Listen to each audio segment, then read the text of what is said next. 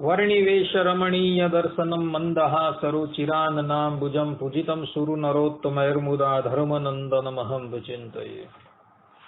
असतो मा षड्गमय तमसो मा ज्योतिर्गमय मृत्युर्मा अमृतं गमय। ओम शांति शांति शांति। આજની જ્ઞાન સભાની અંદર પધારનારા બધા જ ભગવદ ભક્તોને વેદાંતાચાર્ય પુરાણ ઇતિહાસાચાર્ય અને ફિલોસોફી શાસ્ત્રી રાકેશભાઈના હેતપૂર્વક જય સ્વામિનારાયણ। ગયા વખતની જ્ઞાન સભાની અંદર આપણે ભગવાન શ્રીમદ નારાયણના પવિત્ર નામનો મહિમા શ્રવણ કરતા હતા। શાસ્ત્રોની અંદર ભગવાન શ્રીમદ નારાયણના નામનો જાપ કરનારા ભક્તો માટે બહુ મહિમાના વચનો કહ્યા છે। જેમ કે પુરાણ કહે છે કે તે ધન્યાસ્તે કૃતાર્થાશ્ચ તૈરેવ સુકૃતમ કૃતમ તૌરાપ્તમ જન્મનઃ પ્રાપ્તમ યે કલો કીર્તયંતિમામ। अर्थात कि श्री भगवान पोताना मुखे कहे छे कि जो कलयुग में मेरा कीर्तन करते हैं वे धन्य है, वे कृतार्थ है। उन्होंने ही पुण्य कर्म किया है तथा उन्होंने ही जन्म और जीवन का पाने योग्य फल पाया है। भगवान श्रीमद नारायण स्वमुखे पोते कही रह्या छे कि कलयुग नी अंदर जे व्यक्ति मारो कीर्तन करे छे ए धन्य छे, ए कृतार्थ थई गयो छे। अर्थात के एणे पोताना बधा ज कार्यो सिद्ध करी लीधेला छे। तेणे पोतानुं जे जीवन जे छे ए जीवननुं जे सौथी मोटुं फल जे छे ए प्राप्त करी लीधेलुं छे। आवुं भगवान श्रीमद नारायण पोते कही रह्या छे। એટલે જે ભગવાનનો જાપ કરે છે, એમનું કીર્તન કરે છે, ધૂન કરે છે, ભજન કરે છે, નામ લેખન કરે છે, એ વ્યક્તિ ભગવાન શ્રી હરિની દ્રષ્ટિમાં કૃતાર્થ થયેલો છે એવું ભગવાન અહીં શ્રી મુખે પોતે કહી રહ્યા છે। ભગવાન શ્રી હરિ અગાડી કહી રહ્યા છે સકૃત ઉચ્ચારયંત્યે તદ दुर्लभम क्या कृतात्मनाम कलौ युगे हरिर नाम ते कृतार्था न संशय। अर्थात कि जो कलयुग में अपुण्यात्माओं के लिए दुर्लभ इस हरि नाम का एक बार भी उच्चारण कर लेते हैं वे कृतार्थ है, इसमें संशय नहीं है। हरि हरति पापानी, हरि शब्दनी व्युत्पत्ति है कि जे पापने हरे ते हरि कहेवाय छे। तो भगवान ही श्री मुखे कहे छे कि जे कलियुगनी अंदर अपुण्यात्माओं माटे दुर्लभ एवा हरि नामनुं जे उच्चारण करे छे ए कृतार्थ थई जाय छे, एमां कोई संशय नथी। केवल एक वखत हरिनुं नाम देवाथी पण मनुष्य जे छे એ સંસારથી પાર થવાની કમર કસી લે છે એવું પણ શાસ્ત્રો કહે છે। એક દિવસ જગન્નાથપુરીની અંદર ભગવાન શ્રી હરિના જ લાડીલા ભગવદ ભક્તો મહાપુરુષો आचार्य श्री वल्लभाचार्य जी અને મહાપ્રભુ ચૈતન્ય દેવજી એક સાથે ભેગા થઈ ગયા અને એકાંતની અંદર એવો સત્સંગ કરતા હતા। ત્યારે ચૈતન્ય મહાપ્રભુજી આચાર્ય વલ્લભાચાર્યજી પ્રત્યે બોલે છે કે અમારા સંપ્રદાયની માન્યતા એવી છે કે જો જીવાત્મા એક વખત ભગવાન શ્રી હરિનું નામ લે तो एक कृतार्थ थई जाए छे। आवो चैतन्य महाप्रभुजी આચાર્ય વલ્ભાચાર્યજી પ્રત્યે પોતે બોલે છે. એ જ વાત અહીં પણ કહેવામાં આવેલી છે. માટે ભગવાન શ્રીમન નારાયણનું નામ જે છે એ અતિશય પવિત્ર છે. એ નામનું જે પણ કોઈ ઉચ્ચારણ કરે છે એ વ્યક્તિ કૃતાર્થ થાય છે. એના બધા જ અર્થો જે છે એ સમાપ્ત થઈ જાય છે. ગરુડ પુરાણની અંદર ભગવાન શ્રીમન નારાયણ ગરુડજી પ્રત્યે પોતે કહે છે, પાપાનલસ્ય દીપ્તસ્ય મા કુર્વંતુ વયમ નરાહ ગોવિંદ નામ મેઘોભય हि नश्यन्ते निर्बिंदुहि. अर्थात लोग प्रज्वलित पापाग्नि से भय न करे, क्योंकि वह गोविंद नाम रूपी मेघ समूह के जल बिंदुओं से नष्ट हो जाती है. भगवान श्रीमन नारायण पोते कहे छे કે લોકો પાપાગ્નિથી ક્યારેય પણ ભય ન પામે, કારણ કે ગોવિંદ રૂપ વરસાદ પડવાથી એ બધા જ પાપાગ્નિઓ જે શાંત થઈ જાય છે. આ આત્માની અંદર અનાદિકાળથી પાપો વળગેલા છે અને એ પાપોને લઈને એ આત્મા જે છે એ હંમેશા દગ્ધપ્રાય છે. એના પાપો જે છે એ દિવસ રાત સળગતા રહે છે અને એને શાંતિ નથી આપતા. પરંતુ અહીં ભગવાન ગોવિંદ કહે છે કે ગોવિંદનું નામ એટલે કે ભગવાન શ્રી હરિનું નામ રૂપી જો વરસાદ કરવામાં આવે ને, તો એ વરસાદ દ્વારા એ બધી જ જે પાપ રાશિ છે જે પ્રજ્વલિત થઈ રહેલી છે એ બળીને ભસ્મ થઈ જાય છે. માટે ભગવાન શ્રી હરિ પણ પોતાના શ્રી મુખે કહી રહ્યા છે કે ભગવાન શ્રીમન નારાયણનું નામ જે છે એ સર્વોત્તમ છે. માટે આવું ભગવાન શ્રી હરિનું નામ જે છે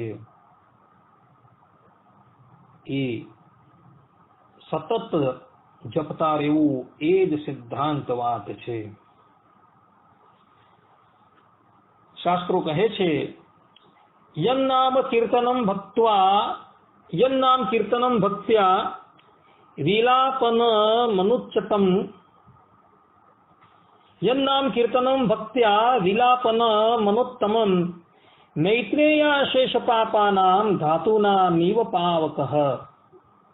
अर्थात कि हे मैत्रेय, भक्ति पूर्वक किया गया भगवान नाम कीर्तन उसी प्रकार समस्त पापों को विलीन कर देने वाला सर्वोत्तम साधन है, जैसे धातुओं की सारे मैलों को जला डालने के लिए आग. कि जे प्रमाणे આગની અંદર એટલે કે અગ્નિની અંદર આપણે કોઈ ધાતુ મૂકીએ અને એ ધાતુ જે છે એ સંપૂર્ણ ઓગળી જાય છે અને ઓગળતા એની અંદર રહેલી જે અશુદ્ધિ જે છે એ બળીને ભસ્મ થઈ જાય છે. તે જ પ્રમાણે ભગવાન શ્રીમન નારાયણના નામનું કીર્તન જે છે એ સમસ્ત પાપોને સમાપ્ત કરનારું છે. ભગવાન શ્રી હરિનું નામ જે છે એનું ઉચ્ચારણ કરવા માત્રથી જ સમસ્ત પાપો છે એ સમાપ્ત થઈ જાય છે.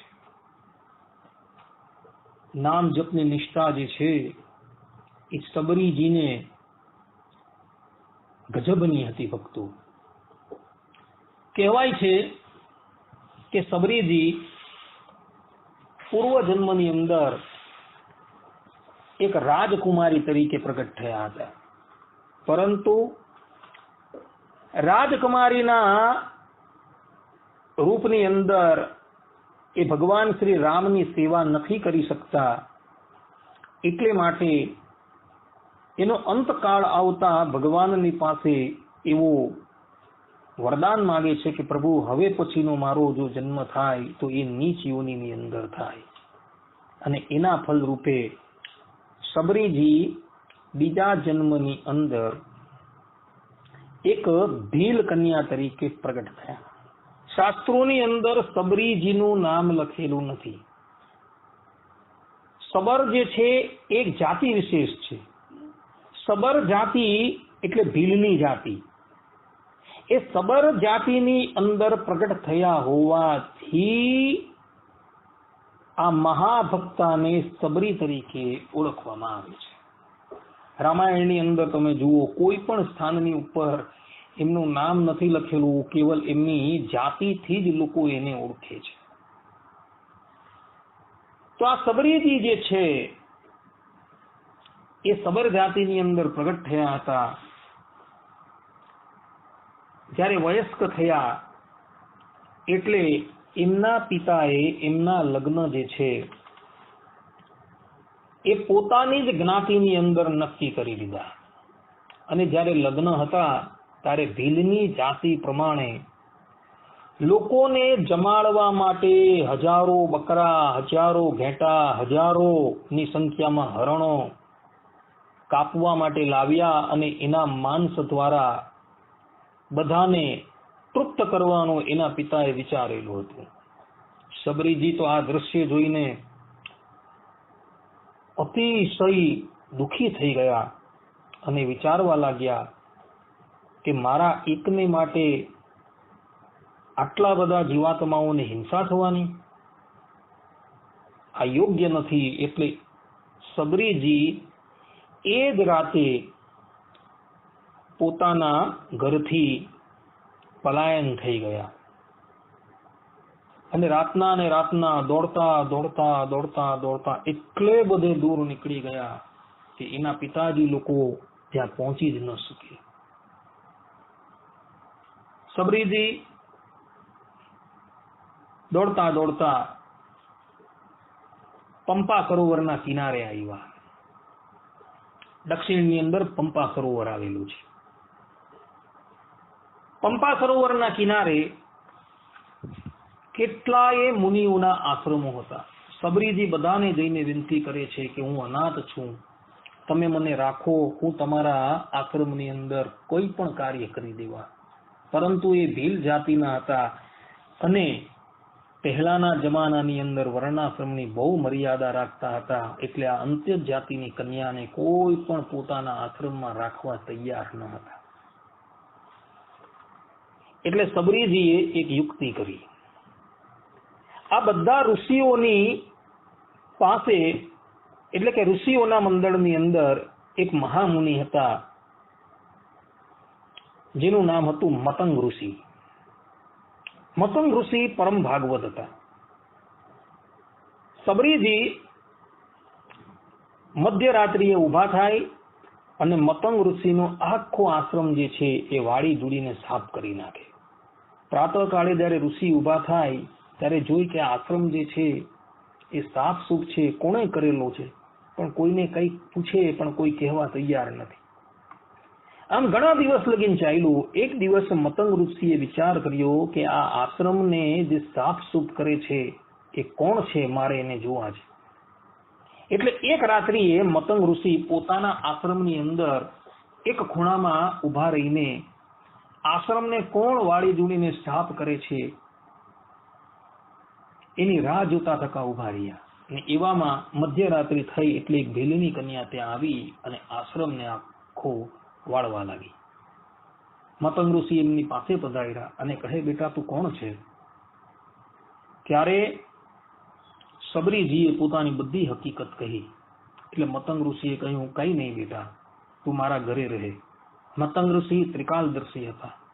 એ જાણી ગયા હતા કે આ મુમુક્ષુ કોણ છે. પ્રાતઃકાલે જ્યારે બધા ઋષિઓને ખબર પડી કે મતંગ ઋષિએ તો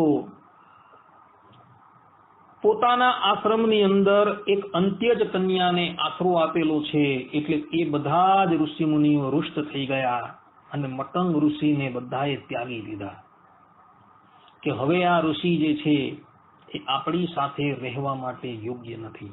મતંગ ઋષિ કે ભલે, કોઈ વાંધો નહીં. મતંગ ઋષિ જાણતા હતા કે ઈશ્વર પ્રાપ્તિ માટે આ જે કન્યા જે છે એ જ યોગ્ય છે, બીજું કોઈ નથી.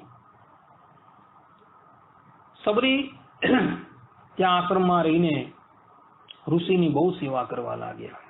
ઘણા વર્ષો સુધી ઋષિની સેવા કરી. ઋષિ પણ પ્રગટ પ્રમાણ પોતાના ઈષ્ટદેવ પોતાને પ્રાપ્ત થાય એટલે માટે બહુ રાહ જોતા રહ્યા, પરંતુ પ્રગટ પ્રમાણ શ્રી હરિ ત્યાં પધાર્યા નહીં. સમાધિની અંદર એમને ભગવાનના દર્શન થતા હતા, પરંતુ એમને તો પ્રગટ પ્રમાણ પોતાની સન્મુખ આવીને વાતચીત પોતા સાથે કરે એવા ભગવાનની જરૂર હતી. પરંતુ ઘણા વર્ષો વીતી ગયા, પરંતુ પરમાત્મા પધાર્યા નહીં અને ઋષિનો અંતકાળ સમીપ આવી ગયો.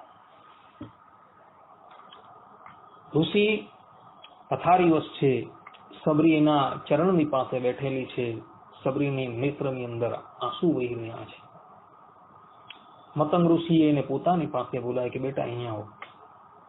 સબરીજી એની પાસે પધાર્યા અને કહ્યું કે બેટા તું આ જ આશ્રમની અંદર રહેજે. એક દિવસ અનંતકોટી બ્રહ્માંડના અધિપતિ પરબ્રહ્મ પરમાત્મા ભગવાન શ્રી હરિ એ રામ રૂપે પ્રગટ થવાના છે અને તને શોધતા શોધતા આશ્રમની અંદર આવશે અને તને દર્શન આપીને તારું એ કલ્યાણ કરશે, માટે અહીં જ રહેશે તું. આટલું કહીને ઋષિ સમાધિનિષ્ઠ થઈ ગયા અને ભગવત ધામમાં જતા રહ્યા. મતંગ ઋષિ સબરીજીને કહી નથી ગયા કે ભગવાન શ્રી રામ ક્યારે પધારવાના છે, પરંતુ એટલું કહી ગયા હતા કે રામ તને દર્શન આપવા માટે પધારશે. એટલું એ કહી ગયા હતા અને ગુરુના વાક્યની ઉપર સબરીને પૂર્ણ વિશ્વાસ હતો. સબરી પ્રાતઃ કાલે ઊભી થાય, પોતાના આશ્રમને વાળી દૂડીને સાફ કરે. માર્ગની અંદર ભગવાન આવવાના છે એટલે માટે પુષ્પોને બિછાવી દે. વનમાં જાય અને વનમાં જઈને સારા સારા ફળ તોડીને લાવે અને લાવીને પોતાના આશ્રમમાં મૂકે અને ભગવાન આવવાના છે એમ કરતી કરતી રાહ જોઈ અને ભગવાન શ્રી રામનું સ્મરણ કર્યા કરે, અખંડ રામ નામનો જાપ કર્યા કરે. એમ કરતા કરતા કરતા કરતા 10,000 વર્ષ વ્યતીત થઈ ગયા. કારણ કે ત્રેતા યુગનો સમય હતો અને ત્રેતા યુગની અંદર મનુષ્યની આયુષ્ય 10,000 વર્ષની નક્કી થયેલી છે. 10,000 વર્ષ વ્યતીત થઈ ગયા, પરંતુ સબરીને આળસ નથી આવતી. એ નિત્ય પ્રાતઃ કાલે ઊભી થાય, પોતાનું આંગણું વાળે, આંગણામાં ફૂલ બિછાવી દઈ, વનની અંદર જાય અને ભગવાનને માટે સારા સારા ફળ તોડીને લાવે અને એક ટોકરીમાં રાખે અને એકાંતમાં બેહીને ભગવાન શ્રી હરિની મૂર્તિનું ધ્યાન કરતા થતા રામ નામનો જાપ કર્યા કરતા હતા. એક દિવસની વાત છે, સબરીજી પંપા સરોવરની અંદર સ્નાન કરવા માટે જતા હતા અને સ્નાન કરીને જ્યારે પાછા આવતા હતા ત્યારે સામેથી એક ઋષિ આવતા હતા અને અજાણતાથી એ સબરી દ્વારા એ ઋષિનો સ્પર્શ થઈ ગયો. એટલે ઋષિ છે તે ક્રોધાયમાન થઈ ગયા. એક ભીલ જાતિની કન્યા છે તે મને સ્પર્શ કરે છે એમ કહીને સબરીજીને ધક્કો મારીને ફેંકી દીધા. સબરીજી બિચારા કઈ બોલતા નથી. એની દ્રષ્ટિ તો ભગવાનમય હતી. એ તો ઋષિની ક્ષમા માંગીને ચાલ્યા ગયા, પરંતુ ઋષિ જ્યાં પંપા સરોવરની અંદર સ્નાન કરવા માટે ગયા ને, તો એ પંપા સરોવર જે છે એ આખું સરોવર લોહી છે, વિષ્ટા છે, પરુ છે, તેનાથી ખદબદતું એમણે જોયું. બધા ઋષિ મુનિઓને એમણે બોલાવ્યા ત્યાં કે આ શું થયું. બધાએ જોયું કે આ તો હવે સ્નાન કરવા યોગ્ય રહ્યું નથી. પેલા ઋષિને પૂછ્યું કે આમ કેમ થયું, ત્યારે એને પોતે જે કરેલું હતું એ બધું કહ્યું. તે દિવસથી બધા જ ઋષિ મુનિઓ જે છે એ સબરીનું મહાત્મ્ય જાણી ગયા કે આ કોઈ સાધારણ કન્યા નથી, આ બહુ જ મોટી મુમુક્ષુ છે. તદંતર ભગવાન શ્રી રામ પ્રગટ થાય છે અને વનની અંદર પધારે છે અને સીતાજીને શોધતા શોધતા જ્યારે એ પંપા સરોવર પર આવે છે અને પંપા સરોવરની અંદર રહેલા તપોવનની અંદર જ્યારે ભગવાન પ્રવેશ થાય છે, ત્યારે ભગવાન શ્રીમન નારાયણ બધા ઋષિ મુનિઓને પૂછે છે કે સબરીજી ક્યાં રહે છે. જ્યારે જીવાત્માના સાધનોનો અંત આવી જાય ને ત્યારે પુરુષોત્તમ નારાયણ એને દર્શન આપવા માટે સામે આવે છે અને લોકોને પૂછતા ફરે છે કે મારો ભક્ત ક્યાં રહે છે. પંપા સરોવરના કિનારા પર રહેલા ઋષિ મુનિએ કહ્યું કે પ્રભુ તમે અમારા આશ્રમમાં પધારો. ત્યારે ભગવાન કહે નહીં, અમે તો સબરીના અતિથિ થશું. બધાને ભગવાન શ્રી હરિ ના પાડી દે છે અને 10,000 વર્ષ સુધી રામ નામનો જ્યારે જપ કરતા રહ્યા ત્યારે ભગવાન શ્રી રામના દર્શન સબરીજીને થયા. સબરીજી કૃતાર્થ થઈ ગયા. ભગવાનનું પ્રેમપૂર્વક એમણે સ્વાગત કર્યું અને પોતાના ઈષ્ટદેવને એને ફલ ભોજનની અંદર જમવા માટે આપ્યા. હવે એ જે ફળો જે છે એ ખાટા તો નથી ને, તો સબરીજીને શંકા હતી કે કદાચ આ ફલ ખાટા હોય તો, એટલે ચાખીને એ રામને એ ફળ આપવા લાગ્યા. અને રામ પણ પોતે મર્યાદા પુરુષોત્તમ છે, પોતાની મર્યાદા આજે એક બાજુ એને મૂકી દીધી અને ત્યાં એને કૃપા એટલે કે પુષ્ટિના દર્શન કરાવ્યા અને સબરીએ આપેલા ફલને પ્રેમપૂર્વક આરોગવા લાગ્યા. જે રામ પોતાના જીવનની અંદર કોઈ દિવસ મર્યાદાનું ઉલ્લંઘન નથી કરતા, આજે એને મર્યાદા એક બાજુ મૂકી દીધી કે મારો ભક્ત મને આપે છે ને ભલે એઠું છે, તો એઠું પણ એ ખાવા લાગ્યા. 4 કરોડ મર્યાદા એક બાજુ ભગવાને મૂકી દીધી આજે. અને એમ કહેવાય છે કે સબરીજીના એ બોરની અંદર ભગવાન શ્રી હરિને, ભગવાન શ્રી રામને એવો તો સ્વાદ લાગ્યો કે ભગવાન પછી અયોધ્યાપુરી પધાર્યા તો અયોધ્યાપુરીની અંદર જાનકીજી જે અન્નપૂર્ણા કહેવાય છે, સમસ્ત પાકશાસ્ત્રની અંદર જે નિષ્ણાંત છે એ પોતાના કરકમલ દ્વારા સ્વયં બનાવીને ભગવાનને જ્યારે પીરસતા હતા અને ભોજન ગ્રહણ કરાવતા હતા ત્યારે ભગવાન એમ જ કહેતા હતા કે નહીં, સબરી જેવો સ્વાદ આજે પણ આની અંદર નથી. જીવનભર એ સબરીના સ્વાદને ભૂલી ન શક્યા. ત્યારબાદ બહુ આરોગ્યા બાદ ભગવાન શ્રી રામ સબરીજીને ભક્તિ તત્વનો ઉપદેશ આપે છે અને સદેહે પોતાના ધામની અંદર મોકલી આપે છે. કહેવાનું તાત્પર્ય એ છે કે 10,000 વર્ષ સુધી સબરીજીએ શ્રી રામ નામનો જાપ કર્યો તો ભગવાન શ્રી હરિ એને દર્શન આપવા માટે સામું ચાલીને આવેલા હતા. આ નામ નિષ્ઠા હતી. કોઈ સબરીની પાસે તપસ્યા નહીં હતી, કારણ કે એ જે વર્ણની અંદર પ્રગટ થયેલી હતી તે વર્ણની અંદર તપસ્યા કરવાનો એને અધિકાર નહીં હતો, પરંતુ એની પાસે નામની નિષ્ઠા હતી. અને નામની નિષ્ઠાને લઈને 11,000 વર્ષ સુધી અખંડ એને રામ નામનો જાપ કર્યો ને તો ભગવાન શ્રી રામ એને દર્શન આપવા માટે એની સન્મુખ પધારેલા હતા. માટે ભગવદ ભક્તોએ કેવલ ને કેવલ પ્રેમપૂર્વક હરિના નામનો જાપ કરવો. બીજા બધા જ સાધનો જે છે એ આ યુગની અંદર કરવા માટે મનુષ્ય શક્તિમાન થતો નથી, તો એને કેવલ ને કેવલ પરબ્રહ્મ પરમાત્માના નામનું સ્મરણ કરવું અને પોતાના આરાધ્ય દેવ કે પોતાના આચાર્ય જે માર્ગ બતાવી ગયા છે એ માર્ગની ઉપર ચાલતા રહેવું, તો એ જીવાત્મા એક દિવસ અવશ્ય પરબ્રહ્મ પરમાત્માની પ્રાપ્તિ કરી લેશે. આટલું કહીને આ પ્રવચનને વિરામ આપીએ છીએ. સર્વે સંતુ નિરામય, સર્વે સુખીનો ભવંતુ, સર્વે ભદ્રાણી પશ્યંતુ, માં કશ્ચિત દુઃખ ભાગ ભવેત. સ્તુ જય સ્વામિનારાયણ. હવે પછીના પ્રવચનની અંદર પણ આપણે આજ ભગવાન શ્રીમન નારાયણના નામનું મહાત્મ્ય શ્રવણ કરશું. બધાને હેતપૂર્વક જય સ્વામિનારાયણ.